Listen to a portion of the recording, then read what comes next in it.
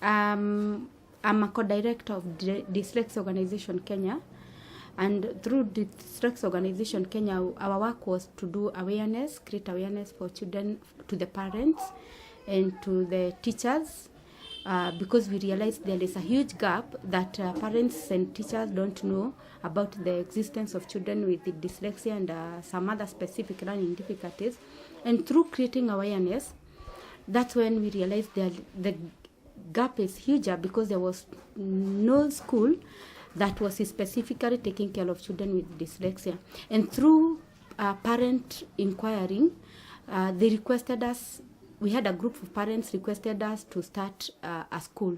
So we started because of the parents requested us to have a school. That is now why we started Rare Gem Talent School. We started it in 2012. Currently we have 121 children. We have the majority are boys, and it's boarding and day school, where we have children from all over the country. And it's for that reason why we started it as a boarding, because there was no school that's taking care of children who has dyslexia and now other learning difficulties. We had to have it where the children would sleep. Yeah, when we are teaching these children, we use more of individualized system, where teachers take almost one-on-one child.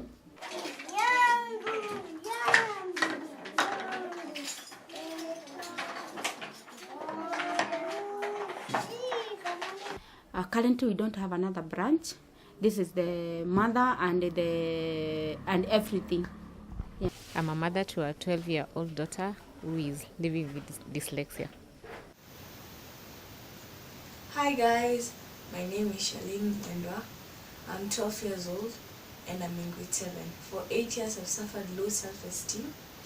I've gone to 4 different schools because of undiagnosed dyslexia. People used to call me stupid, lazy, not motivated, don't want to learn. Since she went to school, she has always taken the last position in class, and we always wondered why. She has always been fluent in spoken language, especially English, but she could not write the same ones correctly. This dyslexia, sometimes it is actually a very confused, difficult, because many children do not show any kind of challenge until they go to school. Mainly the difficulty is realized in school, and the person who is able to realize it better is a teacher, better than a parent. When we went to the teacher, she told us a kid feeling like this is not normal. All the years, no one told us that. They had excuses, like someone could tell her she's just lazy, she's stupid, she's doesn't want to try. Someone even told me about that she has muscle problems. That's why she's not writing fast. She was always put on the front seat so that the teacher will keep calling her so that she can catch the attention. So she told us there is a problem. There must be a problem, and she thought that maybe she has a psychological problem. The child has difficulty in reading, writing, spelling, and they could also have multiple learning difficulty, where mathematics would get in there, handwriting would also be a challenge. So the main problem is realized in school. So it's mainly learning, reading, writing, and spelling, and sometimes comprehension. She could not differentiate between B and D, P and Q, W and M, and most of the ones that have most of the letters that have same formation. She also could confuse so and was. Dyslexia is not mainly overcome.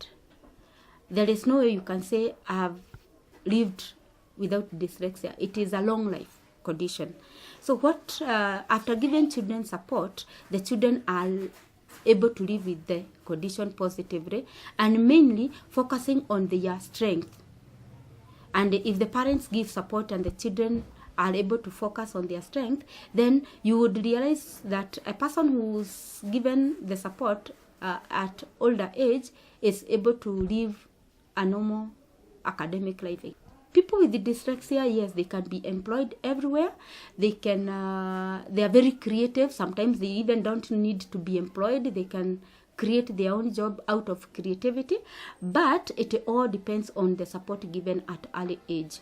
If the child has lived a kind of stigmatized life, then they mainly live focusing on their weakness rather than their strength.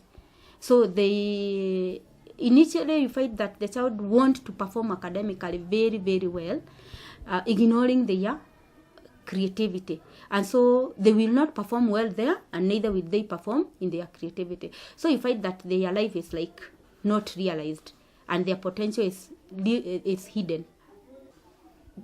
We have people who are writers, and they have been diagnosed with the dyslexia, and then you may wonder how have they become writers, and their challenge is writing. Because they are very creative. You can have somebody who is creative, even if he had spelling problem. Nowadays we have computers doing spell checking, so somebody can come up with a very good story and write it. So you may think that writing is a limitation, but then there are some people who have tried to overcome it, depending on how they look at it. We have lawyers who have been dyslexic. We have artists, presidents. So you can't say that you have dyslexia and then you live saying you are disadvantaged. Rather we say dyslexia is a gift. As a mother of a child with dyslexia, I usually say my son was lucky that I was a teacher and I was teaching him. So I started realizing his challenges very early, that he could not be able to read, though he was doing mathematics a bit better. But he had challenge with the reading, spelling, and he used to have a lot of reversals, and he had this dislike of reading that it used to take a lot of his energy. So I became concerned, why is he doing mathematics well and he's not doing English? Actually, I would give him some reading work, and it was like giving him climbing a mountain. He couldn't do it well. And then I also realized that my sister's son still is having the same problem. So when we put our energy together, we decided now if we can create a platform where children and where parents can be able to realize that there is this challenge that parents don't know, neither teachers don't know also how to give support. And also in the country, there is no specific institution that handles children with the learning difficulties. They are actually not supposed to be taught in a different school, but still in the mainstream, but they're given extra support. We went for counseling. She stayed there for like a whole month. She's that kind of a kid. Actually, that's a trait with dyslexics. Wherever they feel accepted, that's where they want to stay. The pressure was too much at home because every holiday there had to be a teacher who was tuitioning her. So she felt it's better she stays here with the counselor than being at home with the pressure. So she stayed for like a month. But whenever the schoolwork was mentioned, she could start being sick. Actually, she could really fall sick, and she would cry. I want my daddy to come for me. I'm not feeling well. I need them to take me to the hospital, and she could be dropped home. After some time, she started saying that I want to go back to Mrs. Kefa's place. She had a small daughter, so she was feeling so much comfortable with her. So we would take her back. After the assessment, she felt that this is not my case, as in she can't find much of a psychological torture, except that she felt that she was suffering low esteem because she didn't want to try much, and she could not associate with someone who could challenge her. She always felt comfortable in the company of younger ones, someone who would not challenge her. So she told us she feels that the main problem is about school. And since there is someone who is doing special education, she needs to be assessed. And that's why she sent us to the Dyslexia Organization Kenya. We met Miss Nancy Munyi, Mrs. Nancy Munyi, and she was assessed, and that's how we got to know that she's dyslexic. The teachers there, I think they're more informed. They are special teachers who know about special needs, and the talent side of it is also they focus so much on talent. So like her swimming was more nurtured. She was doing music. She's doing music. She plays guitar very well. She's playing tennis. She's also doing art. She does very nice art stuff. Yeah. And as parents, we didn't sit back. We exposed her to avenues that she could showcase her talents. She's doing modeling. She's going to Thailand in July for Princess International competition. She's also doing her guitar classes outside school to perfect. She's also singing. We've taken her to a music school. If a child has been diagnosed with learning difficulty, not mainly just dyslexia, we have dyscalculia, we have dysgraphia, and we have dyspraxia.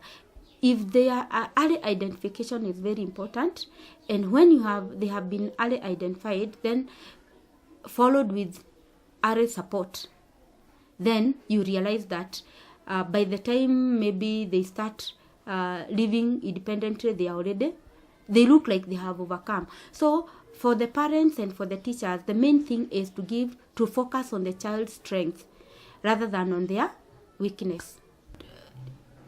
To the government, to the Ministry of Education, if learning difficulty has been identified as a challenge, then from there we are going to have a lot of support.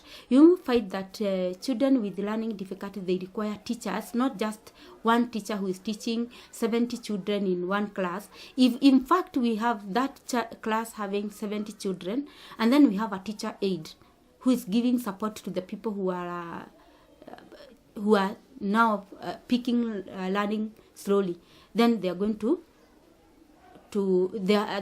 to be helped to overcome their challenge. But what we have today is huge classes and no teacher aid, and no focus is given to the children with learning difficulties, and also no focus is given to their strength. So if we divert our attention, if the child has difficult, you divert your attention from academic performance to skills and talent, such it's going to be so much of help to the people and to the economy of the country, because people with dyslexia, they are gifted, and if they are not just caged into this academic, and then they are given that kind of support, and their potential is focused and they are supported, then you find that they are going to help in creating jobs through their creativity, and also learning a normal life.